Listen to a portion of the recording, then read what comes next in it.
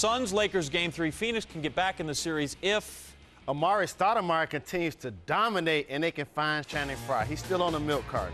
Down 3, Kobe fires, gets him even. Kobe got off to a fantastic start. He had a tremendous game. He was very efficient. He was shooting the ball. He was passing the ball.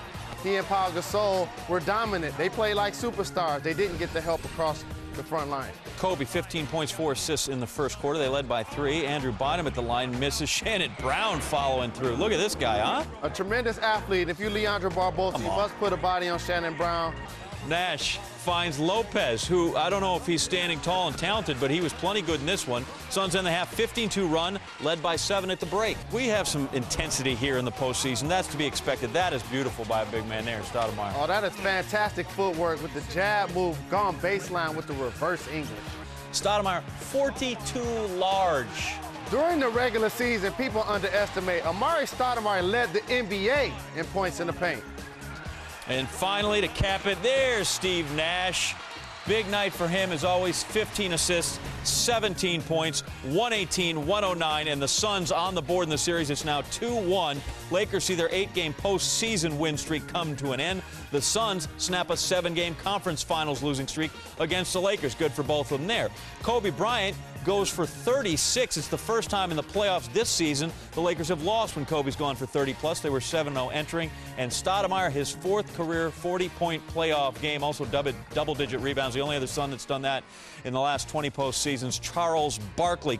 All right, Jalen Rose, I will let you tell me and the American viewing public here. 42 foul shots. You heard Phil sort of chirp on those. 42 points from Amari Stoudemire. The bigger difference in the game would have been Amari Stoudemire, I talked to him after game 2, and he vowed that he was going to go off today, and he did. 42 points, 11 rebounds, but also he was aggressive, getting to the free throw line. Amari Stoudemire basically shot as many free throws as the Los Angeles Lakers team. He shot 18, they shot 20. If you're Coach Phil Jackson, that doesn't make you happy. So he's got a gripe. But legitimately, when Stoudemire plays like this, you get 20 from Lopez, and all the Suns complain about, oh, they're bigger and taller. That seems to shrink both sides and make you a lot even along the front line. Your height's even again. Absolutely, and playing the zone. What the zone does, it makes you a perimeter-oriented team if you don't trust the passes to the middle to pound them in the paint or the weak side kickouts for threes. The Los Angeles Lakers took 87 shots on the game. 32 of them were for three-point range. That's not who the Los Angeles Lakers are. They're a team that likes to pound you in the paint. And I give Phil Jackson a lot of credit for saying that he may let Andrew Bynum take game 4 off. He took game 3 off. So I don't know if he meant game 3 and 4, but he definitely took tonight off. But he is playing with a torn meniscus. I do give him a lot of credit for being in the uniform. He had 7 minutes in this one. The Lakers do shoot 32 shots. 4 fouls. 32 shots from behind the arc, and when you're only going to make 9, that's not going to be so happy. So how do we adjust that if you're the Lakers for game 4? Because obviously if that works, you're going to see it again from the Suns, and now you have to counteract that. Kobe showed up. Gasol showed up.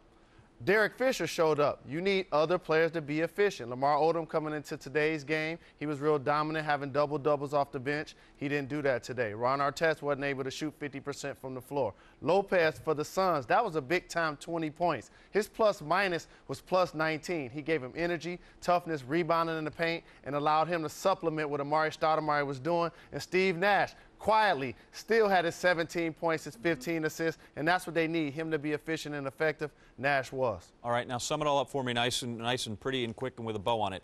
Did you see enough to see that we're going to have a longer series here than expected? I hope so. We need more basketball. But are we going? I know you hope so. We all do. But did you see enough to say we're going to have a Game 6 and Game 7? I think so. I think the Phoenix Suns can still play better. Channing Frye was 0 for 7. Channing Frye, mix up your game. Drive to the basket. You are 6'10". He was 0 for 5 from the three-point line. I think if he can make shots, they could get Barbosa or Dragic to make plays off the bench. And Dudley, he didn't play well like he did in Game 2. I think another one of those guys to play well. Don't be surprised if the Suns are able to take Game 4 as well.